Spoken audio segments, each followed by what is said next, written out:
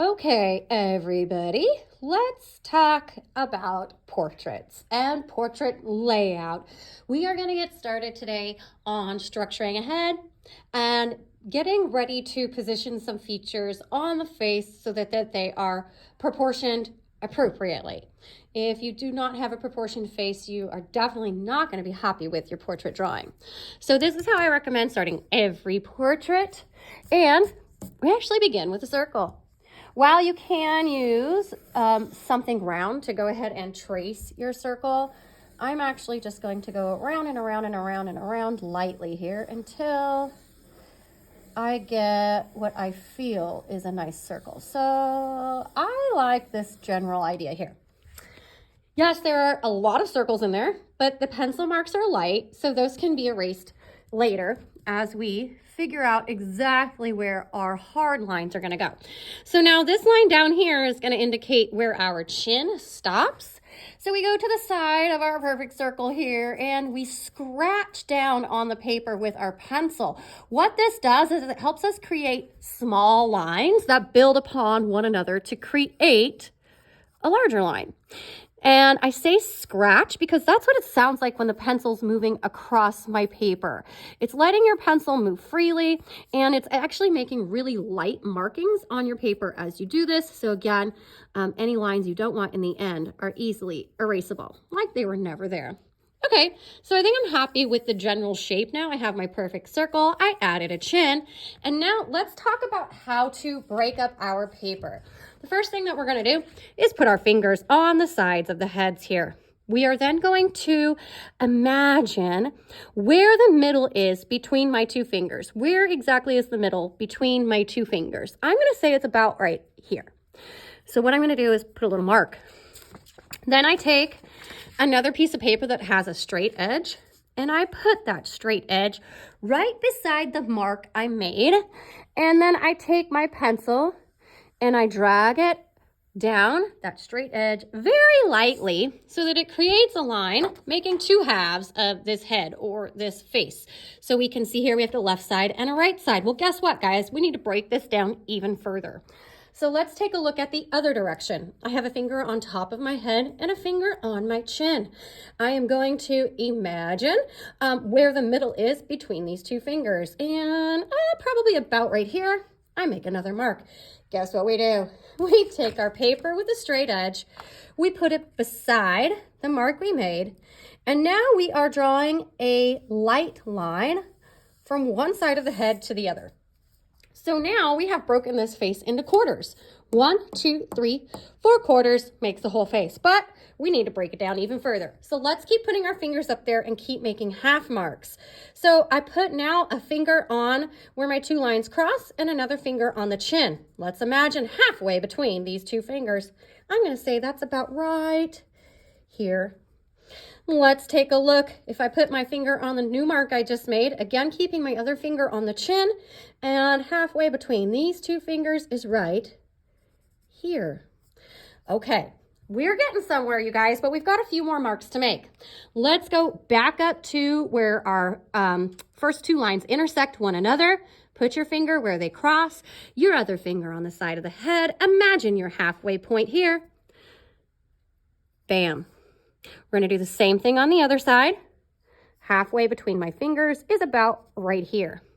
Now, you can see here we have what was going to be an eye, a nose, and a mouth. But we need a couple more lines before we can start putting those features on our page. So let's take our finger again to the middle point, another finger on one of our eye marks that we made, and we are going to put a halfway point again, right there. Same thing, but in the other direction, a halfway point here. On the other side, we need to repeat that process. One hand on the eye line, one hand where our two lines intersect one another, and make a mark halfway between your fingers, right about here. And I need one more, you guys. So finger on the eye mark, finger on the side of the head, halfway between those is about right here. Voila, next we start our features. We are actually going to start with the nose. Remember, this line here indicates where the nose is going to be laid out on our face, and we're going to start with a basic shape of a circle. A circle. Yes, a circle. Why do we do this? Okay, take a look in the mirror. If you look at the tip of your nose and you had to choose a shape that it matched, a circle is going to be the most common shape people are going to say. Also, when we start with the nose, we can guess, according to the size of our head, how big this nose or the tip of the nose might be. I'm going to say it's about that size. And here's a great tip, you guys. Once we have our nose circle, we repeat that circle in the same exact size for the eyes. So let's take a look at the original eye marks that we made right here. At these two lines, we're going to recreate the same circle we did for the nose. We want those the same size because guess what, guys? In real life, your eyes are about the same size as your nose. So when we talk about proportions, that's what we mean. And we're going to create another circle here about the same size, or as close as we can to the same size as the other eye and the nose. Look at that, you guys, it's coming together. But what do we need around these eye circles? Yeah, we need that ellipse shape. Remember that shape that looks like a 2D football? That's what we're going for here. And that's what the two lines beside the eyeballs are for. They tell us where to start and they tell us where to end. Now, did you notice as I was scratching my pencil across the paper to make this ellipse shape, I actually covered the top of my eyeball? I sure did. And when I go to the bottom, I'm going to cover part of that circle on the bottom as well. Before we go to the next eye, you guys take a look in the mirror. I want you to see your eyeballs and I want you to see how your eyelids actually cover part of the circular part in your eyeball, right? And so that's why when we are drawing our eyelids, they also cover a bit of that round of the eye. Here we go, sketching our bottom part. We have that ellipse shape. It's great. I almost feel like this eye looks a little bigger than this eye. So let's go ahead and measure because we want to try to make them the same size. You're going to take your pencil. You're going to put the point of your pencil at one corner of the eye and put your thumb at the other corner. My eye is that wide. So let's compare that width to the other eye. And yes, so this is telling me my pencil tip is past the edge of this eye ever so slightly, meaning I either need to make this eye smaller or this eye bigger. But let me show you one more trick before I decide which eye I want to adjust. While our eyes should be the same size, the size of our eye is also the distance between the two eyes. What does that mean? Let's go back to that measurement that we had here. Tip of the pencil at one corner of the eye, my thumb's at the other corner. I now have my eye measurement. The space between my two eyes should be equal to that. And look, it's not. The space between my eyes is much smaller. You know what that tells me? That tells me my larger eye needs to be a little smaller. So let's make that a little bit smaller right there. So I don't really have an eraser that works great for this paper, so I will erase that line later. Now that we have the basic shape of our eyes, you guys, we're going to go ahead and take a look at the basic shape of the nose. We're going to start creating a U underneath that circle that we made. And once we have the basic U, we are going to flare out the sides of the U. What does that mean? That means when we get up to the top of the U, we actually curve it out. And we're going to do the same thing on this side, right? So we are creating now a nose shape. As this flares out, you can see this is where the nostril of the nose would be. So what we're going to do is actually do a little bit of a backwards, slightly tilted C on this side. See how that creates a nostril. And we're going to repeat that onto the other side. Opposite, right? So we're going to come up and around like that for the nostril. Not quite even. Which one do I like better? I'm not sure. I kind of like both of them. So let's adjust these slightly to match one another. Remembering, I can always erase the lines I don't want as long as I don't draw too dark. So what do you think, guys? You can see the face coming together now, right? Beautiful. Let's go back up to the eyeballs. I want to talk to you guys about another feature in the eye area. And I want you to look in the mirror for this one again. You're going to notice in your eyelid, you actually have what's called an eyelid crease. And if I asked you to describe that look to me, I think that you would all describe it as a line.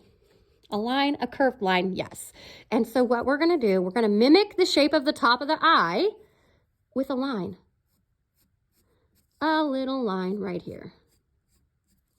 Just like that. We're going to repeat it on the other side.